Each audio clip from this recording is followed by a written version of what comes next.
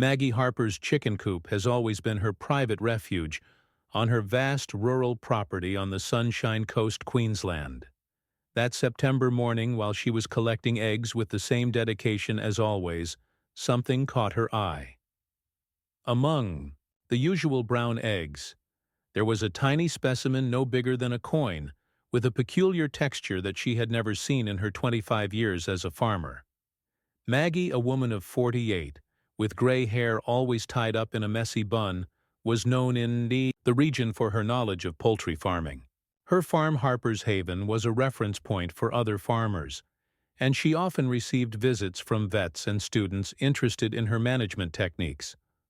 "Well, this is different," she muttered to herself, holding the tiny egg against the light of the rising sun.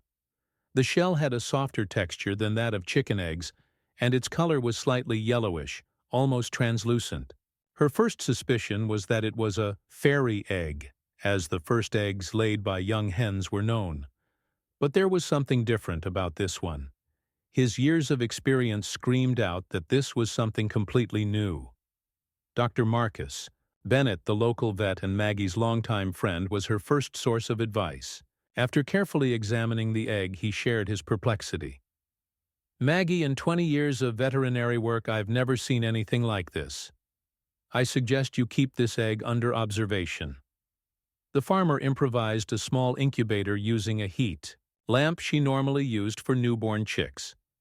She installed the system in her office, a cozy room full of books on agriculture and animal husbandry, where she spent her evenings studying and doing the farm's accounts. The days turned into weeks, and Maggie began to wonder if she was wasting her time. Her younger sister Lucy, who lived in the next town, laughed at her obsession with the mystery egg during her weekly visits. "You've always been like that, Mags," Lucy would say, sipping her tea on the farmhouse veranda. "Ever since you were little, turning every discovery into a great adventure." It was on a particularly quiet night when Maggie was about to give up on the experiment that everything changed. A soft, almost imperceptible sound made her look up from her accounting records. The egg was moving. With her heart racing, she watched as tiny cracks began to form in the shell. The process was slow, agonizing, and Maggie barely breathed, fearing that any sudden movement would harm the little creature struggling to hatch. When the shell finally broke completely, Maggie was paralyzed. There before her eyes was a creature she would never have expected to find in her chicken coop, a baby echidna, one of the only mammals in the world that lays eggs. "Impossible," she whispered, but the evidence was there, moving awkwardly under the light of the lamp. The small animal, covered in soft spines, was about the size of a marble. The discovery stirred up the small rural community. Dr. Bennett was especially intrigued, as echidnas normally carry their eggs in a special pouch, similar to that of kangaroos. How that egg had ended up in Maggie's hen house was a mystery that no one could explain. "This is extraordinary," declared Dr. Bennett, examining the chick carefully. "A remarkable scientific find. We should notify the environmental authorities." But Maggie felt an immediate connection with the little creature. "Please, Marcus," she asked, "let me take care of it first, at least until it's strong enough." The vet hesitated, but he knew Maggie well enough to know that she would be tireless in caring for the animal. "Okay," she agreed, "but I'll need to monitor him regularly." Over the next few weeks, Maggie devoted herself entirely to the puppy, whom she affectionately called Eddie. She learned about the specific diet of echidnas, preparing mixtures of insects and larvae. She set up a safe space in her backyard where Eddie could learn to look for food naturally. Lucy, initially skeptical, became a dedicated assistant, helping her sister with her research into echidna behavior and habits. "I never thought I'd say this," she admitted, "but this little intruder really brought something special into our lives." As Eddie grew up, he showed a curious and affectionate personality, something unusual for his normally shy species. He developed a special bond with Maggie, following her around during her daily chores on the farm, like a quirky little dog covered in thorns. The story of the barnyard echidna began to spread around the region, attracting the attention of researchers and onlookers. Maggie, protecting Eddie's privacy, kept visitors at a respectful distance, only allowing Dr. Bennett and a few selected specialists to observe the animal's development. As the months passed, Maggie knew that the time would come to let Eddie follow his natural path. The farmer had studied enough to understand that echidnas are solitary animals that need their own territory to thrive. "It's like raising a child," she explained to Lucy one afternoon. "You give it all your love and care, knowing that one day you'll have to let it go." The mystery of the egg in the hen house was never completely solved, but for Maggie that had become secondary. The real gift was not the puzzle, but the extraordinary friendship that had developed between a farmer and one of Australia's most peculiar creatures. News of the echidna cub at Harper's Haven Farm spread quickly through the Sunshine Coast community. Maggie, used to her quiet routine, now found herself torn between caring for the farm and the attention that Eddie, her unusual little guest, demanded. "It's like having a newborn baby again," Maggie explained to Dr. Bennett during one of her regular visits. The vet watched in fascination as she fed Eddie a special mixture of protein and crushed insects using an adapted dropper. "You've developed an impressive instinct with him," commented Dr. Bennett, making notes in his notebook. Most echidnas in captivity don't survive the first few weeks. Maggie had transformed part of her office into a makeshift nursery. Shelves once occupied by agricultural manuals now displayed books on monotremes, the order of mammals that includes echidnas and platypuses. His evenings were filled with internet research and conversations with wildlife experts. Lucy, who had initially scoffed at her sister's obsession, now spent more and more time on the farm. "He's got your eyes, you know," she joked one afternoon, watching as Eddie followed Maggie around the yard. "That same determined look you had when you decided to do something." The farmer smiled, but her expression soon turned pensive. "I still wonder how that egg ended up in the henhouse. Echidnas are so territorial and protective." "Maybe it's fate," suggested Lucy, pouring more coffee. "Some things just don't need explaining." As Eddie grew, his behavior became more intriguing. Unlike wild echidnas, who are usually nocturnal and elusive, he showed an active curiosity during the day. He developed a particular fascination with chickens, watching them from afar, as they scratched as if recognizing some connection with the place where his egg had been found. One day, during a particularly heavy storm, Maggie found Eddie on the balcony shivering. Without thinking twice, she wrapped him in a soft towel and took him inside. It was the first time he had allowed such close contact, and Maggie felt her heart melt when the little animal relaxed in her arms. "You're breaking all the rules of nature, you know that," she murmured, gently stroking Eddie's still soft spines. "Echidnas shouldn't be so sociable." Dr. Bennett began to document Eddie's unique behavior, considering him an extraordinary case for study. "He can teach us a lot about the adaptability of these animals," he explained during one of his visits. "The way he interacts with humans and other animals is unprecedented." The farm's routine has adapted to the presence of the new resident. Maggie installed small drinking fountains at strategic points in the yard and created areas with soft soil where Eddie could naturally look for insects. The chickens, initially suspicious, seemed to have accepted the presence of their strange, thorn-covered neighbor. Lucy brought her 12-year-old daughter Sophie to meet Eddie.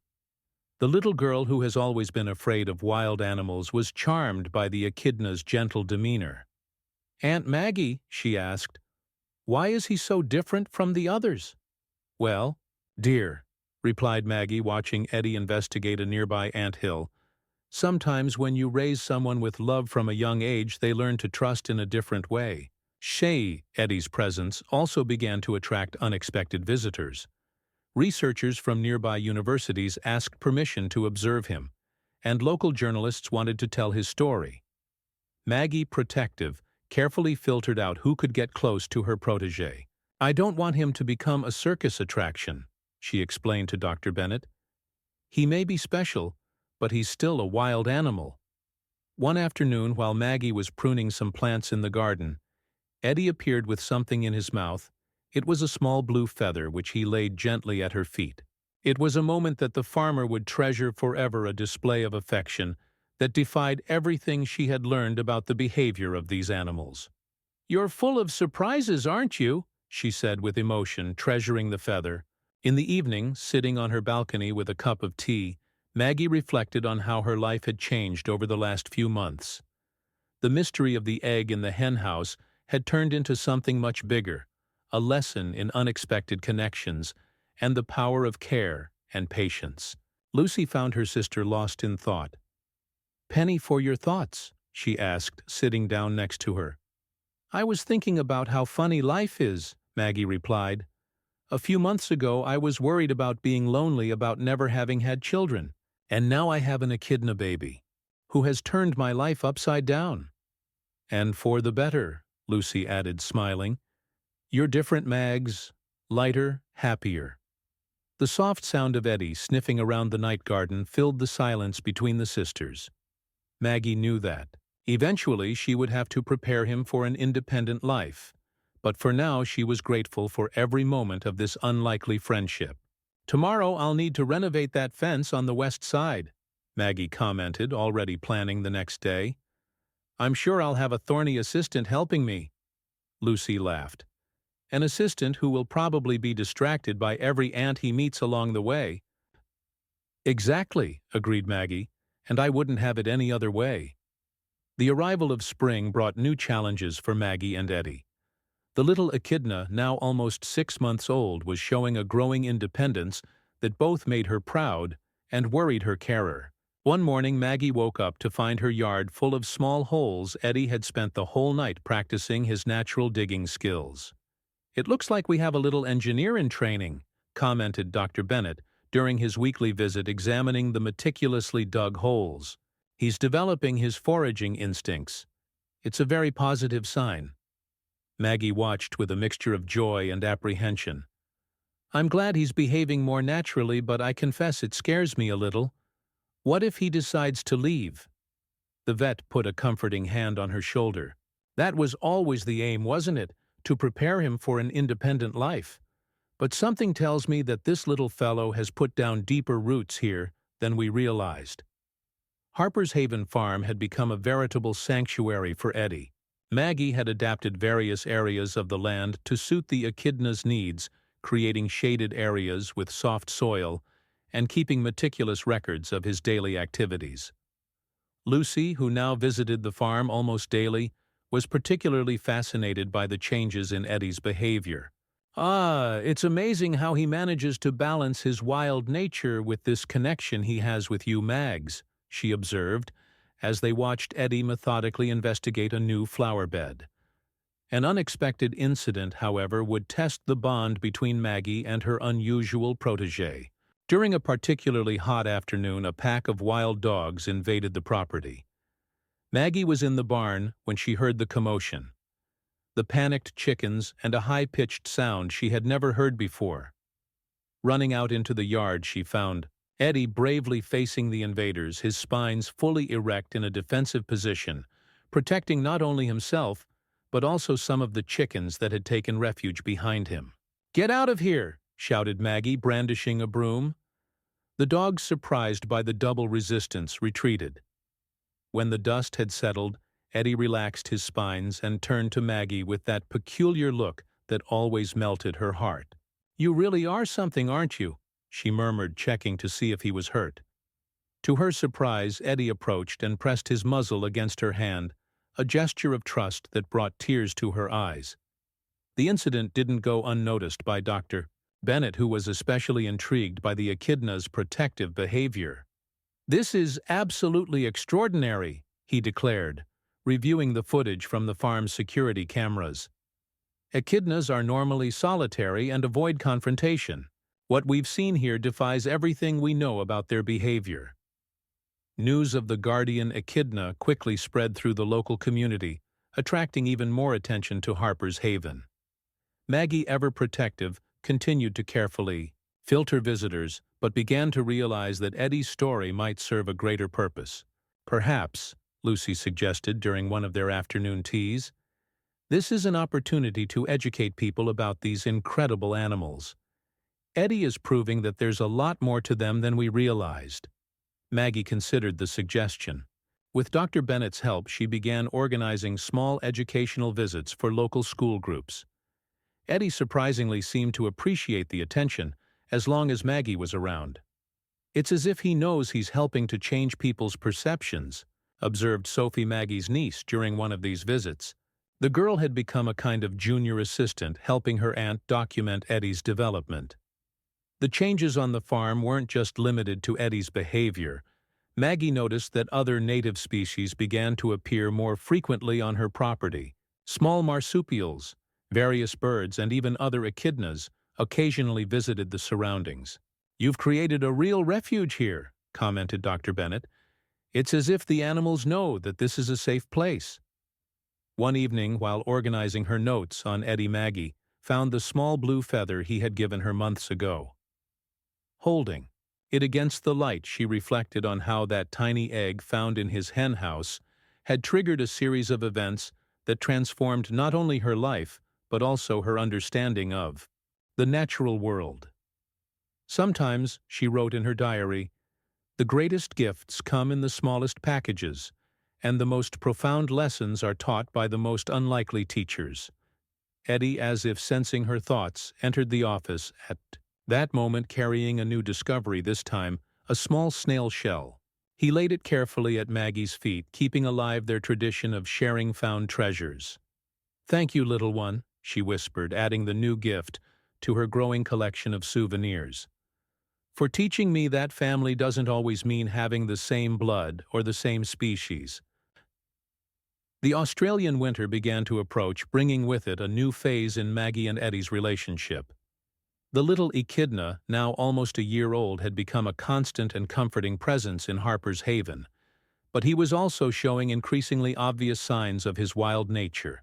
One particularly cold morning, Maggie found unknown footprints near the area where Eddie used to forage.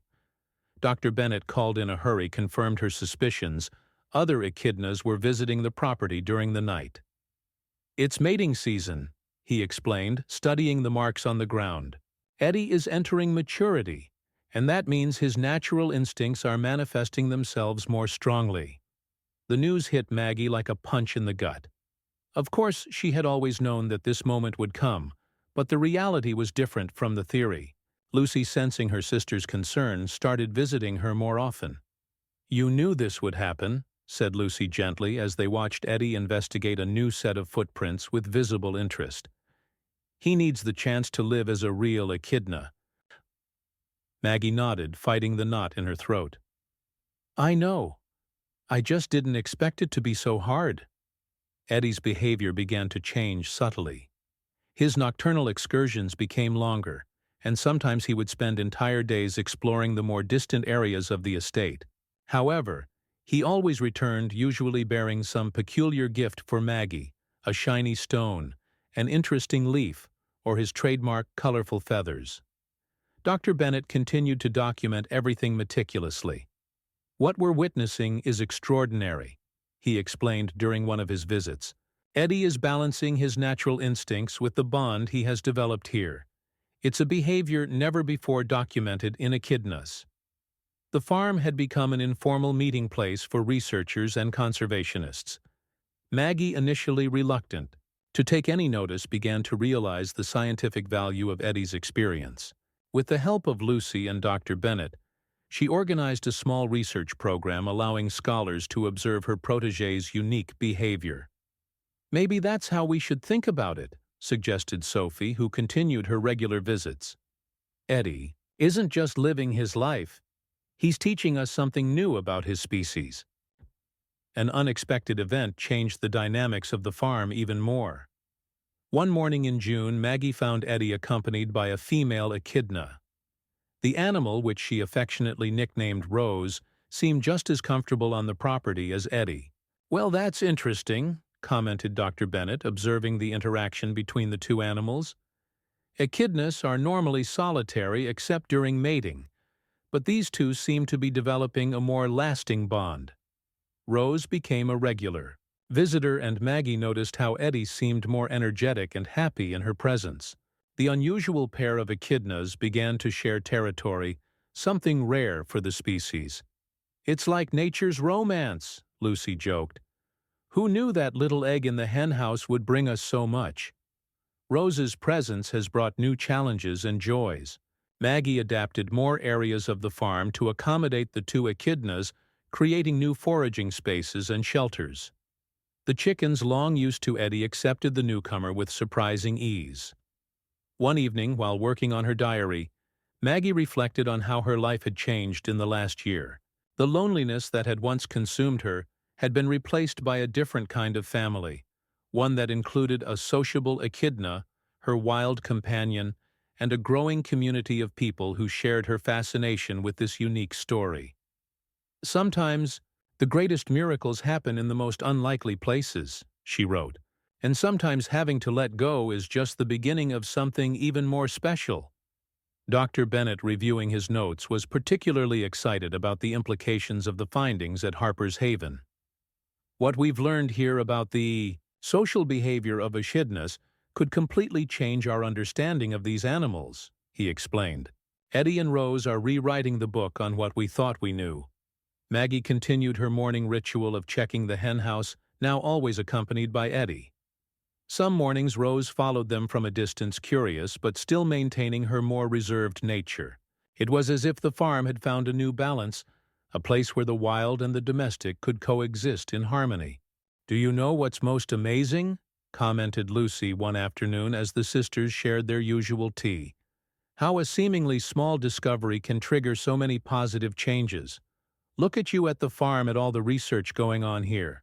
Maggie smiled, watching Eddie and Rose investigate a new flower bed she had prepared especially for them. "It's true. And to think it all started with a lost egg in a chicken coop." The sun was beginning to set over Harper's Haven, painting the sky in shades of orange and pink.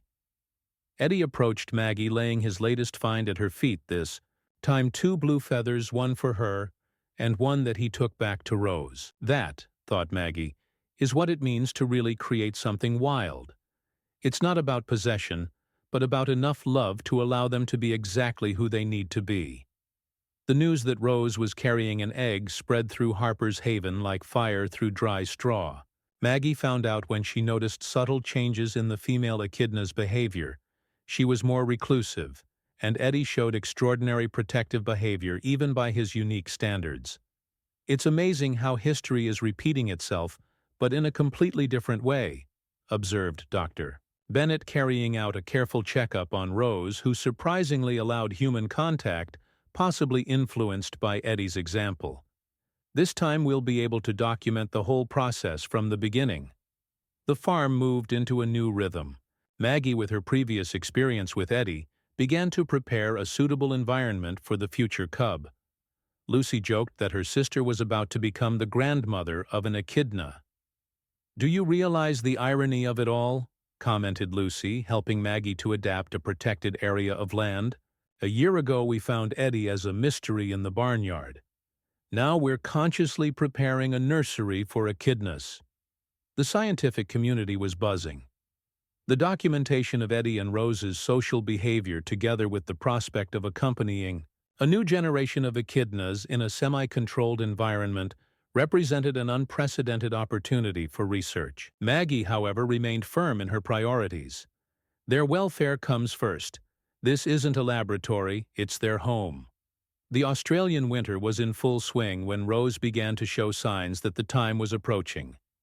Eddie, normally adventurous, rarely strayed far from her now. The echidna couple had established a den near Maggie's house, another atypical behavior that intrigued the researchers. "They are redefining everything we thought we knew about the sociability of echidnas," explained Dr. Bennett during a meeting with other experts.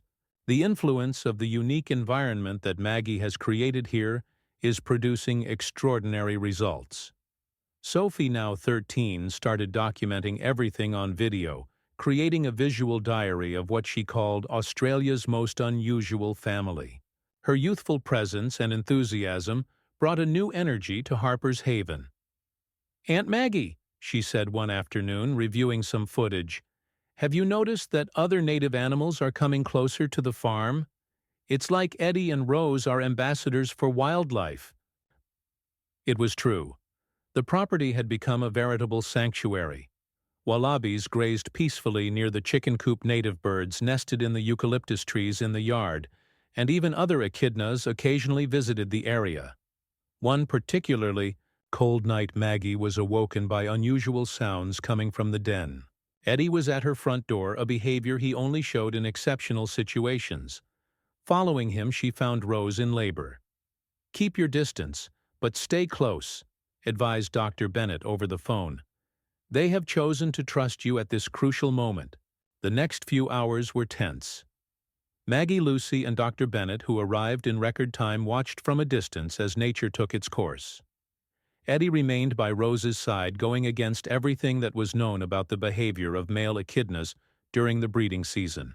When the little egg was finally deposited in Rose's incubator pouch, there was a moment of silent celebration among the human observers.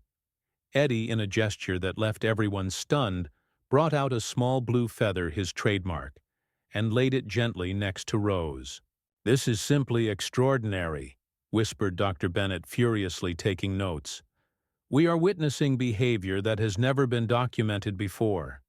In the days that followed, Harper's Haven entered a state of almost magical expectation. Rose alternated between periods in the den and short excursions to feed, always accompanied by Eddie. Maggie ensured that they had all the space and resources they needed, keeping curious onlookers at a respectful distance. "It's as if the whole farm is breathing in sync with them," observed Lucy, noticing how even the chickens seemed quieter near the burrow area. The story of the Harper's Haven echidna couple began to attract national attention. Conservation magazines and television programs requested permission to cover the unique event. Maggie, protective as ever, allowed only limited and controlled access. "This is bigger than just an interesting story," she explained to Sophie, who was continuing her documentation work. "It's about understanding that sometimes when we give nature space to express itself, it surprises us in ways we never imagined possible." Dr. Bennett began preparing a scientific paper on the observations at Harper's Haven. "What we're seeing here," he explained during one of his regular visits, "could fundamentally change our understanding of the ability of monotremes to adapt and socialize." Maggie, sitting on her balcony one evening watching Eddie make his nightly rounds around the burrow, reflected on how her life had completely changed in just over a year. The mystery of the egg in the henhouse had turned into a love story, not just between two unlikely echidnas, but between humans and nature. "Sometimes," she wrote in her diary, "the greatest miracles begin with the smallest mysteries. And sometimes all we need to do is have the courage to believe in the impossible." The birth of Rose and Eddie's baby turned Harper's Haven into a scene of unprecedented wonder. Early one morning in August, Maggie was woken up by Eddie insistently scratching at her door, a behavior he only showed at crucial moments. Following him into the den, she found Rose with her newborn cub no bigger than a bean. "It's a female," confirmed Dr. Bennett after a careful examination days later, "and apparently as healthy as could be expected." Maggie, who had watched the whole process with a mixture of anxiety and admiration, felt her heart melt at the sight of the little echidna family. The cub, which Sophie nicknamed Pearl because of its light coloring, showed an early curiosity reminiscent of its father. "It's as if we're witnessing evolution in real time," commented Dr. Bennett, observing how Eddie and Rose shared parental duties, a behavior never before documented in wild echidnas. "They are creating their own family model." News of the birth attracted international attention. Prestigious universities requested permission to study the phenomenon, and conservationists saw Harper's Haven as a possible model for preservation programs. Maggie, however, remained firm in her priorities. "This isn't a zoo or a laboratory," she explained to those interested. "It's their home, and we'll respect their space and their rhythm." Lucy, who had become a constant presence at the farm, noticed subtle changes in her sister. "You seem more complete now, Mags. Like you've found your true purpose." It was true. The farmer who had once worried about her loneliness now found herself at the center of a unique community, a mix of humans and animals all united by the extraordinary example of love and adaptation shown by Eddie and his family. Sophie continued her documentation work, now focusing on Pearl's development. "It's amazing how she has characteristics of both parents," she observed. "Eddie's curiosity and Rose's caution. Little Pearl grew rapidly, developing a personality of her own that charmed everyone. Unlike typical echidnas, she showed a natural sociability both with her parents and with the humans who had been part of her world since birth." Dr. Bennett, in partnership with a team of selected researchers, began to develop a longitudinal study on the social behavior of echidnas using the observations from Harper's Haven as a basis. "What we're seeing here," he explained, "could revolutionize our understanding of the adaptability and behavioral evolution of monotremes." One afternoon, while watching Eddie teach Pearl to look for ants, Maggie reflected on how that first, mysterious egg had triggered a series of events that no one could have predicted. The farm, once just a place of production, had become a sanctuary where the impossible came true on a daily basis. "Sometimes I think it was Eddie who chose us," Maggie confessed to Lucy during one of their afternoon teas. "As if he knew this would be the perfect place to create something new." The presence of the echidna family continued to attract other native animals. Kangaroos grazed quietly near the chicken coop, rare birds nested in the trees, and occasionally other echidnas visited the property, always keeping a respectful distance from Eddie and Rose's territory. "Harper's Haven has become a true model of coexistence," observed Dr. Bennett. "It's as if we've discovered a new form of conservation, where animals choose to stay because they feel safe and respected." Maggie began to receive invitations to share her experience at conservation conferences. Initially reluctant, she realized that her story could inspire others to see wildlife from a new perspective. "It's not just about protecting animals," she explained in her talks. "It's about creating spaces where they can thrive naturally, even if that means challenging what we thought we knew about them." Nye, Pearl, now a few months old, has developed the habit of bringing Maggie small gifts, just as her father used to do.